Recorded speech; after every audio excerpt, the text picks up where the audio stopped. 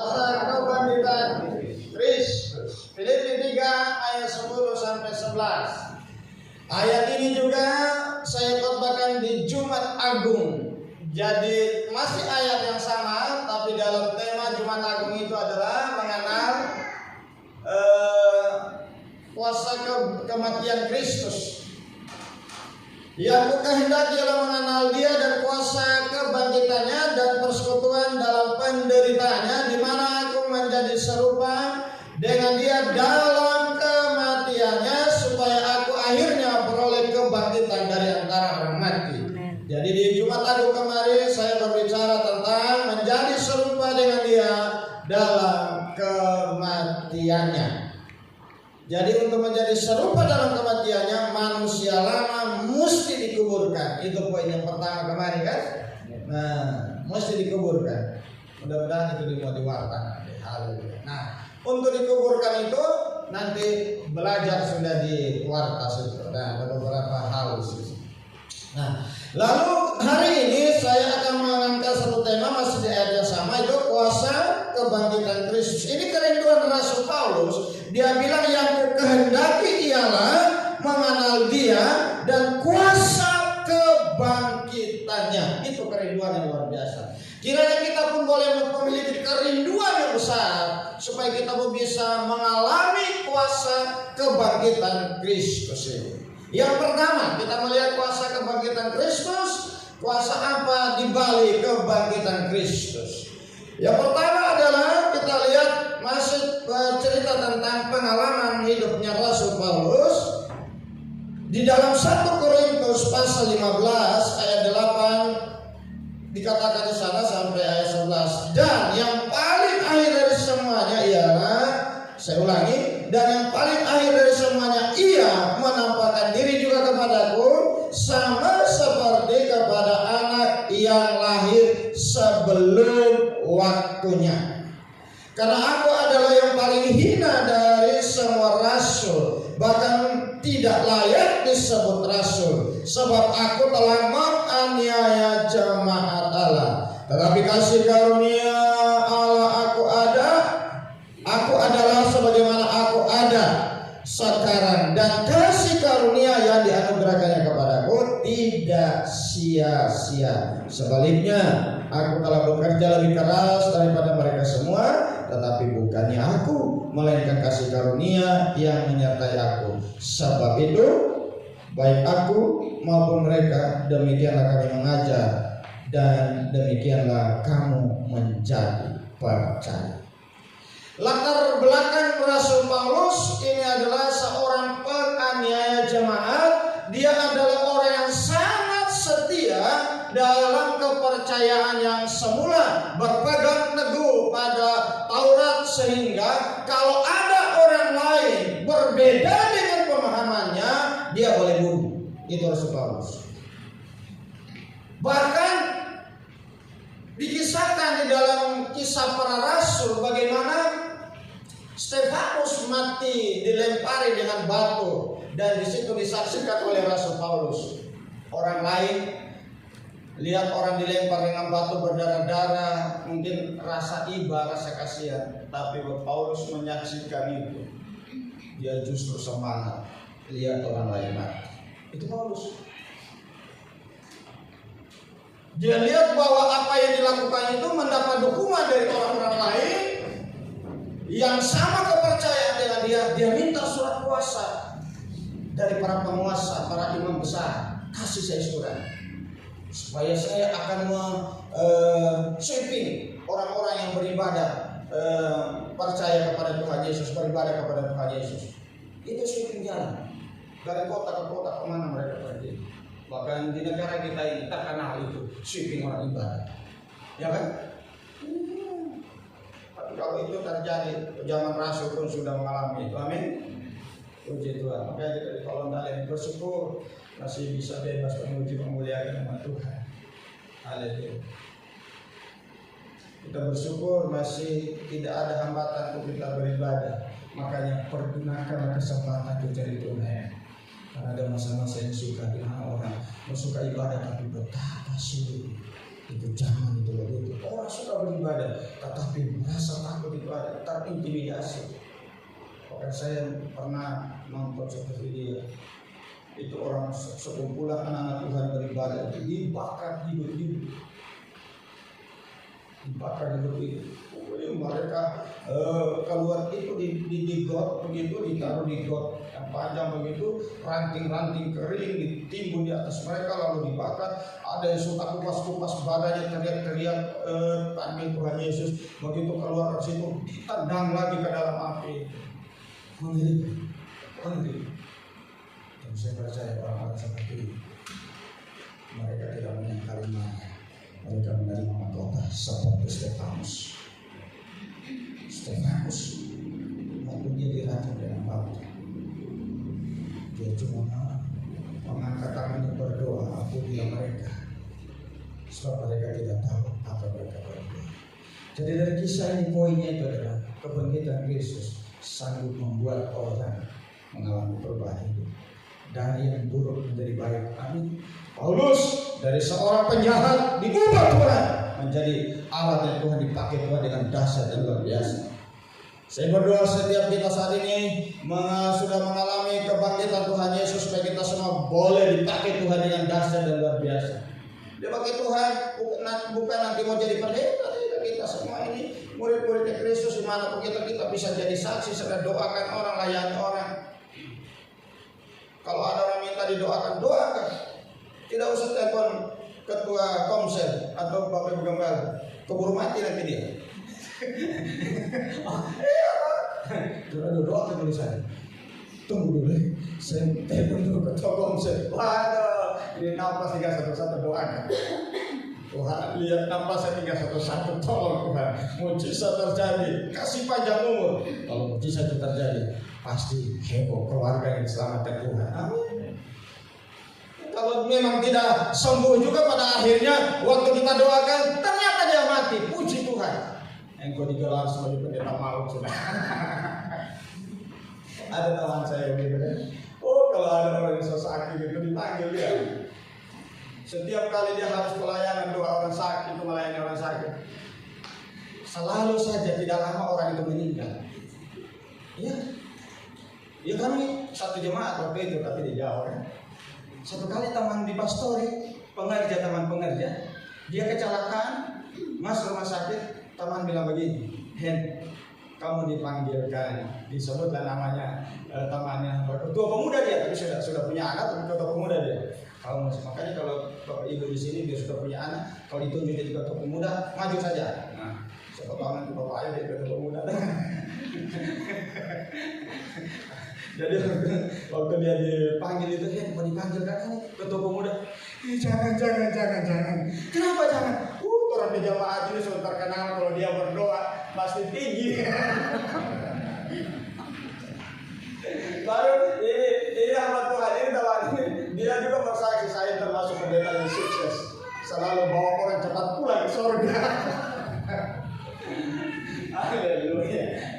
Puji Tuhan. Jadi Paulus ini lihat perubahan hidupnya jelas dari seorang yang radikal menganiaya orang diubahkan Tuhan menjadi orang yang radikal mengiring Tuhan. Itu dahsyat. Sampai nyawanya pun dia tidak hiraukan. Kisah Rasul 20 ayat 24 dikatakan di sana, aku tidak menghiraukan nyawaku sedikit pun asal saja tugas yang diberikan Tuhan Yesus kepadaku itu bisa selesai yang pekerjaan. Dahsyat. Jadi kita semua yang ada di dunia ini, siapapun kita, profesi apapun kita semua alatnya Tuhan. Amin. Kita semua alatnya Tuhan. Haleluya. Jadi kita semua ini mengalami kasih karunia Tuhan di mana Kristus bangkit supaya kita semua boleh mengalami kuasa kebangkitan itu. Hidup kita diubahkan menjadi berkat bagi banyak orang. Saya berdoa supaya anak-anak Tuhan di tempat ini di luar sana mau menjadi cerita yang positif, cerita yang bagus. Jangan sampai di luar sana orang cerita gereja di mana dia? Oh, gereja di Koda. Dia di sana sebagai apa? Pelayan di sana. kelakuan. Tapi kalau cerita gereja di mana? GBI Koda. Memang orang GBI Koda dipakai Tuhan. Begitu kemarin waktu saya mengalami musibah, dia doakan saya dapat kekuatan baru. Wah, itu kesaksiannya hidup. Amin. Jangan dengar pelayan Tuhan di GBI Koda justru jadi batu sandungan di luar sana. Sampai orang bilang, jangan saya berteman dengan dia. Makanya kemarin saya bilang lebih baik berteman dengan orang, lebih baik berteman dengan orang bapongko. Jangan berteman dengan penipu. Ada orang punya istilah begini, orang bapongko, tanya sama yang tahu dah. Orang bapongko gitu. Dia suka terbang dengan kepalanya. Jadi itu dia bilang begini. Karena begini, orang bapongko belum tentu dia makan temannya. Tapi coba kalau penipu, temannya dia makan, dia tipu. Tapi puji Tuhan di sini, semua muka-muka yang mau kemuliaan Tuhan, amin. Tidak bapongko dan tidak penipu. Oh ini jangan sampai kawan bapongko. Saya dulu dukun, dulu ya sama-sama dulu. Oh begini seksi minum orang. Baca kiri, baca kanan minum. Iya, dulu sama-sama bilang dulu. Iya, dulu tuh kalau di kampung itu kalau keluar kan mesti ada isinya itu. Kalau tidak ada isi itu bukan laki-laki dibilang. Menghadapi orang tidak boleh gentar. Hadapi parang kemarin menyala, hadapi itu. Dulu. Tapi sekarang kita punya kuasa lebih besar daripada yang dulu, amin. Karena roh yang ada di dalam kita lebih besar daripada roh yang ada di dalam dunia. Haleluya. Filipi 3 ayat 7 sampai 8 ini pernyataannya Rasul Paulus ini. Filipi 3 ayat 7 sampai 8 dibilang begini. Tetapi apa yang dahulu merupakan keuntungan bagiku, sekarang ku anggap rugi karena Kristus. Malahan segala sesuatu ku anggap rugi karena pengenalan akan Kristus Yesus Tuhanku lebih mulia daripada semuanya. Oleh karena dialah aku telah melepaskan semuanya itu dan menganggapnya sampah, supaya aku memperoleh Kristus. Coba semua kebanggaannya Rasul Paulus, jabatan-jabatan yang dia miliki, garis keturunan yang dia miliki yang merupakan kebanggaan bagi orang Israel saat itu. Dia keturunan dari suku Benyamin, temannya Benyamin Netanyahu, cucunya itu, cicitnya itu kan dari suku Israel. Dia bilang saya orang Ibrani asli, dia bilang begini. Makanya dia berpegang teguh pada Taurat itu, dia tidak pernah bercacat, dia bilang. Tapi dia bilang ternyata sampah. Sama-sama bilang ternyata sampah. Pencapaian kita merupakan kebanggaan. Itu semua sampah tanpa Kristus. Amin. Kita boleh memiliki pencapaian, tapi Yesus di atas segala-galanya. Haleluya. Jangan sombong dengan pencapaian. Banyak orang sombong dengan pencapaian ini, naik jabatan atau anaknya selesai studi, semua ini ada orang begini, motivasinya ada begini. Waktu dia mengalami promosi, dia bikin ucapan syukur, tapi ternyata di balik ucapan syukur itu ada maksud yang tidak baik, motivasi terbaik, cuma mau kasih tunjuk orang. Tapi yang di dalamnya tidak seperti itu ya. Ini yang di luar sana, di pedalaman Afrika. Di Afrika sudah GBI belum ya? Iya, kali GBI ini mana ada. Soalnya itu sudah ada. Yang pasti bukan orang GBI di Afrika. Ya, GBI ini ada di 28 negara. Sudah ada. Itu di Jepang itu sudah ini baru lagi di grupnya kami itu sudah diposting lagi di Jepang itu sudah maju GBI di sana. Jadi bukan ya yang pasti ada orang-orang jadi berkata, amin. Jadi dia undanglah orang karena begitu bikin ucapan syukur, tapi di balik ucapan syukur itu cuma mau kasih tunjuk orang. Lihat, saya punya anak sudah jadi sarjana. Motivasi tersebut, kesaksian, kesaksian ini semua karena Tuhan. Tapi Tuhan tahu hati. Amin. Tuhan tahu hati. Biasa kan begini. Itu orang kalau pakai dia rasa di sini, kita rasa di sini. Ya kan? Dari cara bicaranya orang kita bisa bilang, oh orang ini motivasi yang bagus. Iya, dari cara bicara. Saya ini tidak sombong loh. Saya ini rendah hati. Sudah tidak usah ngomong begitu. Kalau ngomong itu justru kau sombong sudah. Ya, saya tidak sombong, saya baik hati. Yang orang injak kaki saya tidak marah. Tidak usah dipromosi ya begitu. Biarkanlah Tuhan menilai hati kita. Amin. Haleluya. Jangan juga saya bilang begini, terus Bapak Ibu bikin ucapan syukur, langsung enggak usah nanti Pak Gembala bilang nanti kita ada nilai. Oh tidak seperti itu. Harus bikin ucapan syukur. Bila perlu potong kambing. Haleluya. Ya kan tujuannya kan untuk kemuliaan Tuhan. Yang saya bilang ini masing-masing pribadi Tuhan tahu hati kita. Kalau kita tujuan memuliakan Tuhan, merasa kita tidak ada apa-apanya, memang dosa aja, ya kan? Iya, karena kita untuk kemuliaan Tuhan. Justru di dalam kita hal seperti itu ada orang-orang yang memang perlu kita undang, kita support, kita kasih makan, itu hal yang luar biasa. Saya berdoa tahun-tahun berikutnya jemaat Tuhan di tempat ini bisa kasih makan banyak orang. Amin. Ya, bukan nanti di Natal, nanti puasa tahun depan. Masing-masing komsel bagi takjil gratis. Oh iya, diprogramkan memang itu. Dan tahun depan kita bikin pemetaan komsel supaya komsel ini dipetakan yang mana keluarga ini ditaruh di komsel sini, keluarga ini taruh komsel ini. Tidak usah protes. Ya, jadi supaya tujuannya begini. Ternyata saya bilang begini. Yang kesulitan itu biasa gembala komsel. Kenapa kesulitan gembala komsel?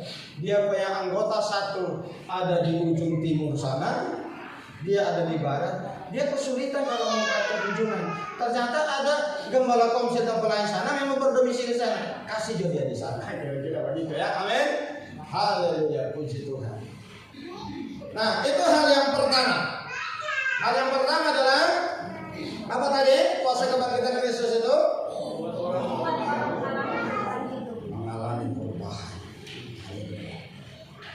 sama-sama katakan, saya berubah.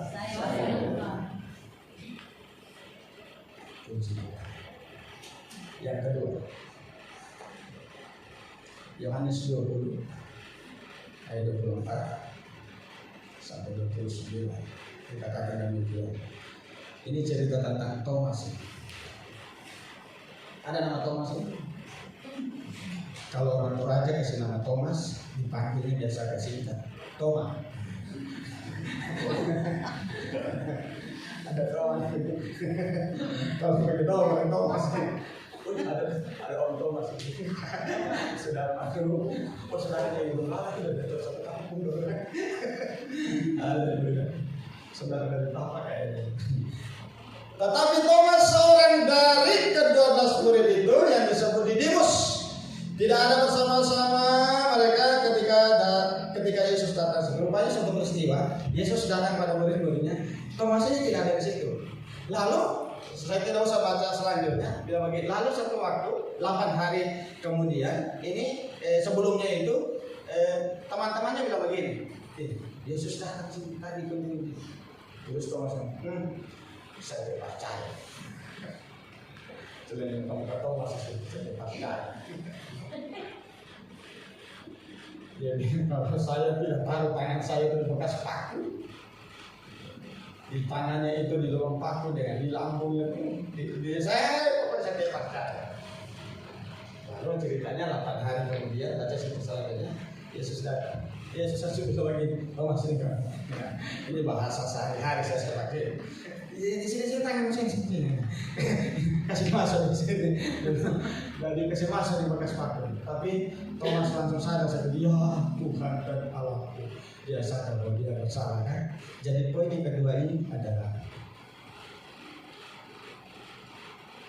meneguhkan iman orang. Sama-sama bilang meneguhkan iman. Si Thomas ini termasuk orang yang lemah iman, penuh dengan kekhawatiran. Dia tidak yakin kalau Yesus itu sudah bangkit, tapi kebangkitan Kristus membuat Thomas yang lemah iman. Jadi dia mengakui, ya Tuhan dan Allahku. Akhirnya dia bergairah kembali. Dan hari ini mestinya kita bergairah bahwa Yesus yang kita sembah bukan Yesus yang mati, tapi dia bangkit untuk menebus setiap dosa-dosa kita. Tepuk tangan Tuhan Yesus, haleluya. Kita mesti bergairah, Tuhan yang kita sembah adalah Tuhan yang hidup. Makanya jangan karena harta, karena tahta, karena apa-apa lalu kasih tinggal Tuhan Yesus. Bodoh itu. Karena Yesus adalah jalan keselamatan dan hidup. Dia berkata bahwa akulah jalan kebenaran dan hidup. Tidak seorang pun sampai kepada Bapa di surga kalau tidak melalui aku. Oke, kalau di sini kalau ada pacarnya yang tidak seiman, kasih putus memang dulu. Ya dong, putus. Orang bukan jangan juga begitu. Ya sudah begitu. Alkitab bilang jangan menjadi pasangan yang tidak seiman. Gelap dengan terang. Bukan persoalan warna kulit itu, bukan. Itu persoalan kepercayaan. Amin. Iya. Itu masalah kepercayaan. Itu kalau soal warna kulit ini tidak laku lah kami yang warna kulitnya gelap.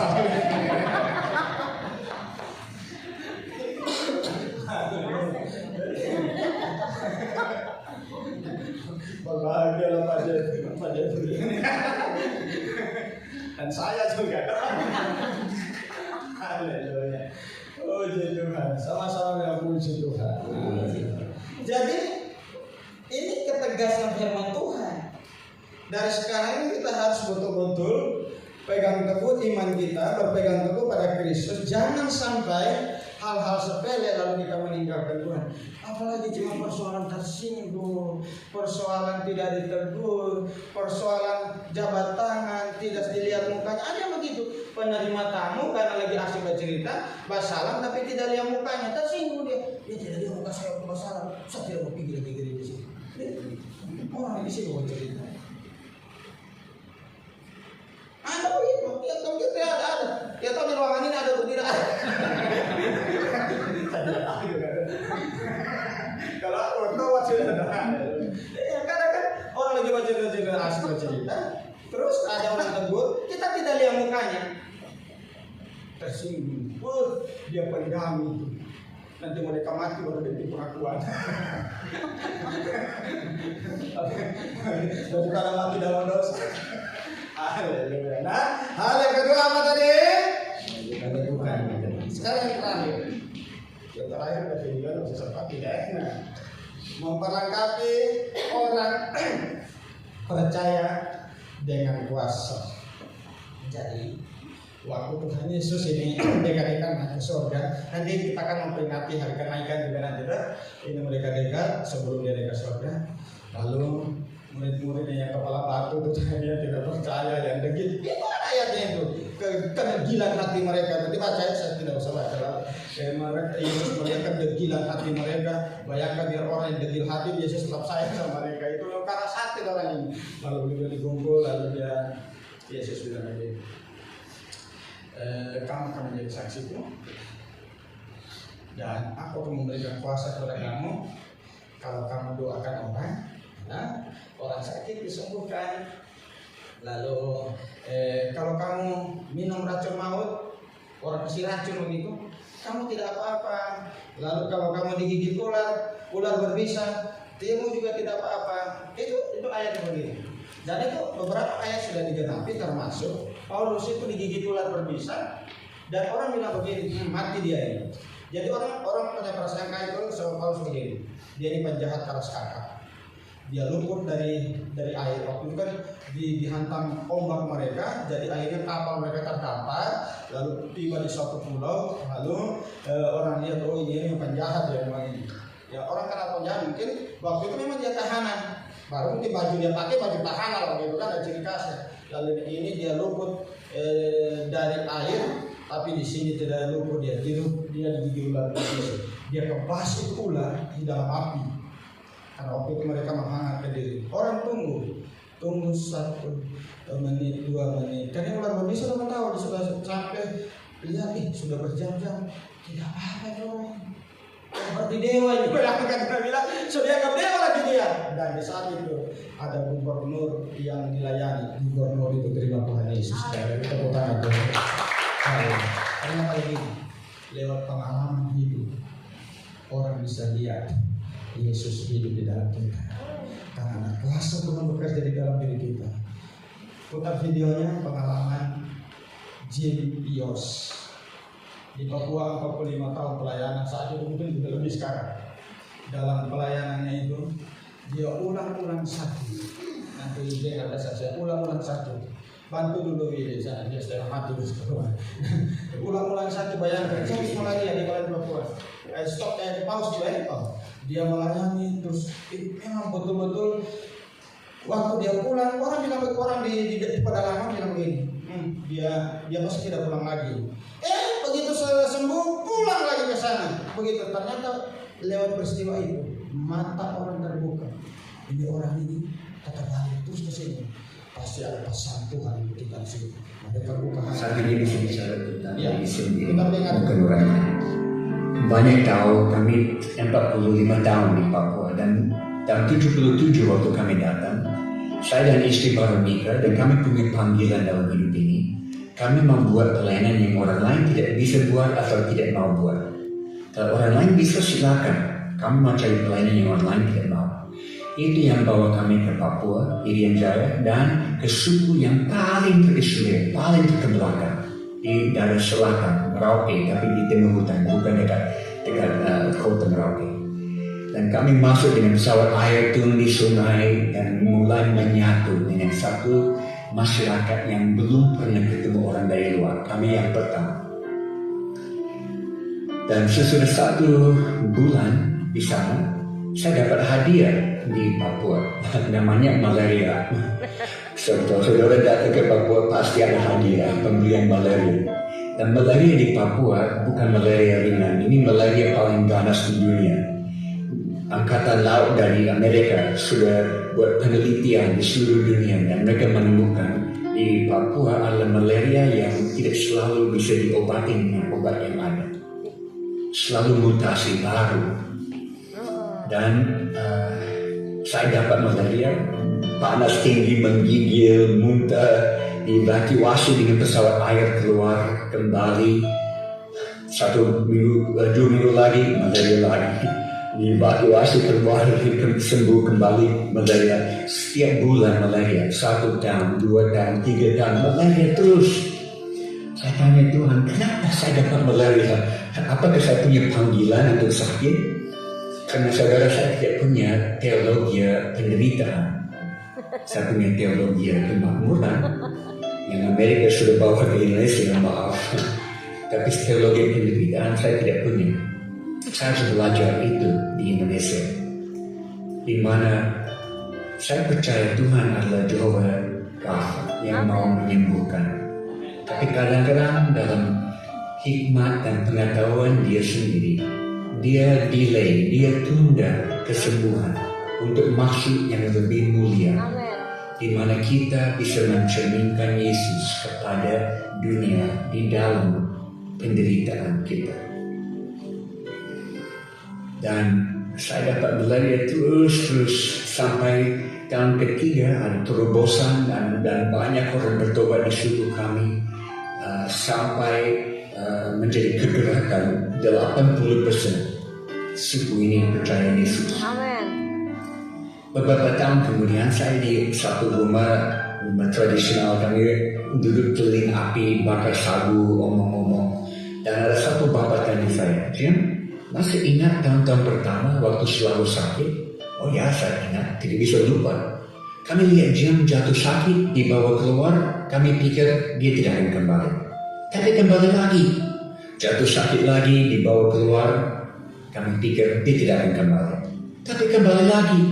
Ini mulai bicara kepada hati kami bahwa Jim bawa berita yang begitu penting, kami harus dengar ini. Apakah saudara bisa tangkap ini? Tuhan pakai penderitaan dalam hidup saya sebagai persiapan bagi Injil di dalam hidup mereka. Dan kalau saya bisa menderita supaya satu suku datang kepada Tuhan, why not? Kenapa tidak? beberapa tahun lalu saya mulai kehilangan kemampuan lihat dengan mata kiri. Karena obat malaria itu keracunan dan kalau dimakan terus bertahun-tahun bisa bikin mata buta. Dan saya mulai buta mata kiri. Saya ke Houston Medical Center di Houston, Texas di Amerika. Mereka periksa di dalam, di luar, semua. Dan akhirnya saya dipanggil ke kantor dokter dan dia kasih lihat semua hasil penelitian dan dia bilang matamu sudah rusak permanen. Ini kondisi tidak akan membaik, ini akan merosot dan mata yang lain akan ikut. Saya duduk santai. Oke dokter, terima kasih. Dia tegas. Apakah saudara mengerti ini tidak akan membaik? Ini akan memburuk. Oke, terima kasih. Saya bagi berdiri mau menuju ke pintu mau keluar, dia stop saya, dia cegah saya di pintu. Dan dia dengan suara keras sekali terakhir. Dan saya tidak bisa jamin kalau saudara kembali ke Papua dan dapat malaria satu kali lagi bisa buta total. Terima kasih dokter. Saya tahu dari dunia medis tidak ada penjelasan kenapa saya bisa melihat. Tapi Tuhan beri kasih karunia cuma satu hari bagi saya. Itu cukup. Dan kalau saya bisa kehilangan mata karena satu suku datang kepada Tuhan,